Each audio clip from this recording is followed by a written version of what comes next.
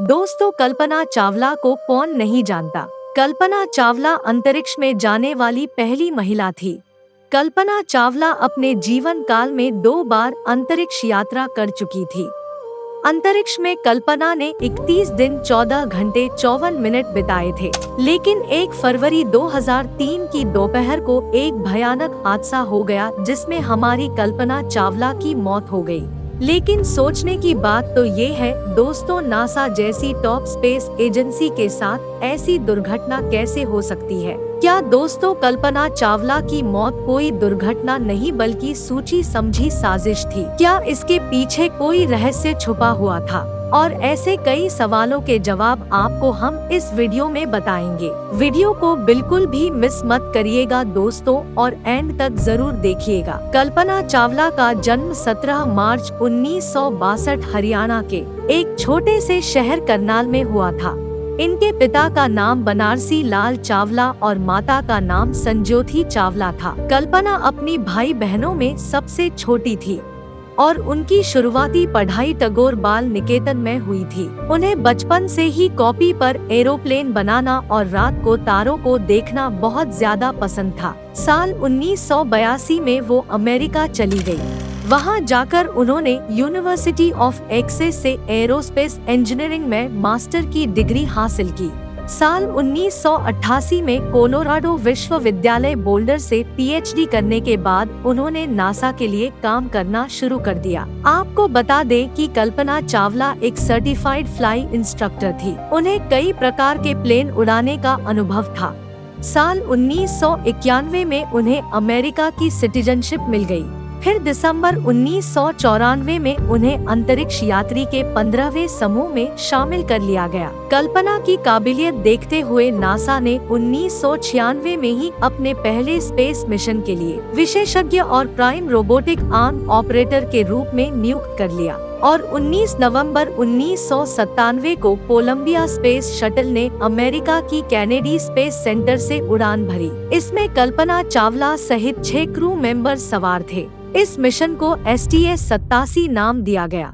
5 दिसंबर 1997 को यह space shuttle धरती पर सफलतापूर्वक वापस भी आ गया। इसके बाद अंतरिक्ष में जाने वाली वह भारतीय मूल की पहली महिला बनी।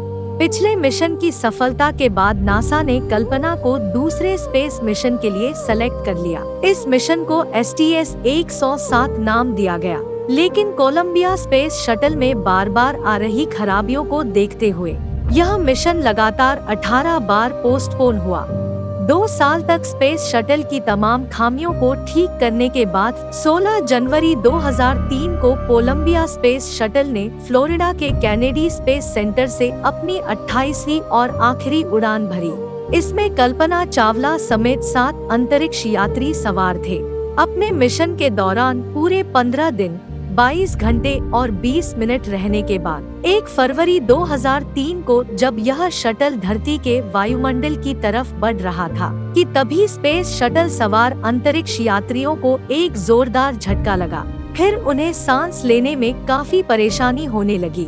इससे पहले कि वे कुछ समझ पाते वे बेहोश हो गए। लेकिन ये सब होने के पीछे असली वजह क्या थी दोस्तों? क्या यह सब जानबूझकर नासा ने किया? आइए जानते हैं। असल में हुआ ये था, 16 जनवरी 2003 को कोलंबिया स्पेस शटल ने फ्लोरिडा के कैनेडी स्पेस सेंटर से अपनी उड़ान भरी थी। लेकिन यह स्पेस शटल उड़ान भरने की तैयारी कर ही रहा था तो लॉन्चिंग के दौरान ही इस शटल के एक्सटर्नल फ्यूल से इंसुलेशन फोम का टुकड़ा टूटकर अलग हो गया। उस समय स्पेस शटल की स्पीड काफी ज्यादा थी।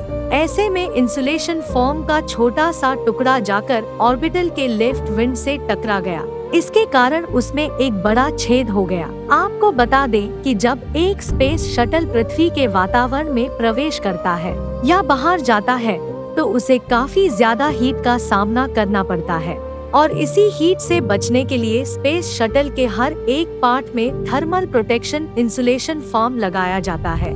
लेकिन इंसुलेशन फोम का टूट जाना कोई नई बात नहीं थी, क्योंकि नासा के कई मिशन में ऐसा काफी बार हो चुका था। लेकिन इस बार हिस्सा काफी डैमेज हो चुका था। रिपोर्ट की माने तो नासा के वैज्ञानिकों को इसकी खबर पहले ही पता चल गई थी। मतलब कि स्पेस शटल के लॉन्च होने के बाद वो जान चुके थे कि कोलंबिया स्पेस शटल में छेद हो चुका है, लेकिन फिर भी उन्होंने एस्ट्रोनॉट्स को कोई भी जानकारी नहीं दी। लेकिन आखिर उन्होंने ऐसा क्यों किया? क्या उनकी लापरवाही के कारण ही इतना बड़ा दर्दनाक हादसा हुआ था? सबसे बड़ा सवाल यह है कि क्या इस हादसे को रोका जा सकता था? तो जवाब है दोस्तों नहीं, क्योंकि वैज्ञानिक मिशन के शुरुआत में ही अनुमान नहीं लगा पाए थे कि इतना ज्यादा डैमेज हो चुका है और इतना दूर बैठकर इसका सटीक अंदाजा भी नहीं लगाया जा सकता था।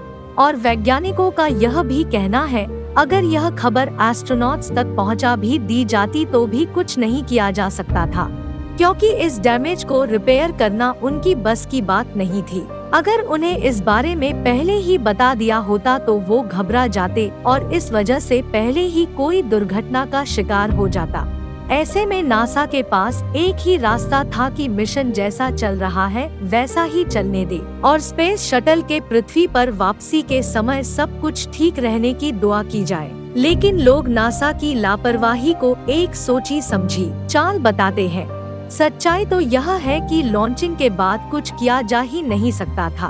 1 फरवरी 2003 की शाम को आते वक्त शाम 7:10 पर जैसे ही स्पेस शटल ने धरती के एटमॉस्फेयर पर प्रवेश किया, वैसे ही ऑर्बिटर के विंग में छेद होने के कारण गर्म गैस अंदर आने लगी। वहां का thermal sensor high temperature show करने लगा, जिसके कारण इसने काम करना ही बंद कर दिया। शाम के 7:30 पर स्पेस शटल पूरी तरीके से बेकाबू हो गया था। उस समय तक स्पेस शटल में मौजूद ग्रुप मेंबर भी बेहोश हो चुके थे। अगले 5 मिनट में कोलंबिया स्पेस शटल के टुकड़े टुकड़े होकर अमेरिका के एक शहर में आग के गोलों के रूप में गिरने लगे। ये हादसा सच में ही दिल थैला देने वाला था। नीचे खड़े लोगों को तेज आवाजें आने लगी। आसमान में हर जगह धुएं के बादल मंडरा रहे थे। स्पेस शटल के टुकड़े नीचे गिर रहे थे। जो मिशन अपनी सफलता से एक नई हिस्ट्री लिखने वाला था, वो खुद एक बुरी कहानी बनकर रह गया था। भले ही इसमें सवार एस्ट्रोनॉट्स और हमारी कल्पना चावला को हमने खो दिया हो, लेकिन हमारी यादों में वह हमेशा के लिए अमर हो गए। इन सभी ने इस मिशन में अपनी जान गंवा दी, लेकिन सच में सलूट है हमारी कल्पना चावला और बाकी मेंबर को भी। क्या आपको अभी भी लगता है कि इसके पीछे नासा का हाथ था या फिर ये बुरी घटना थी? आप सभी लोग हमें कमेंट करके जरूर बताना और चैनल पर नए आए हो तो चैनल को तुरंत सब्सक्राइब कर लेना। वीडियो को पूरा देखने के लिए आप सभी लोगों का दिल से धन्यवाद। दोस्तों, मिलते हैं किसी नई वीडियो के साथ। जब तक के लिए जय हिंद, जय भारत।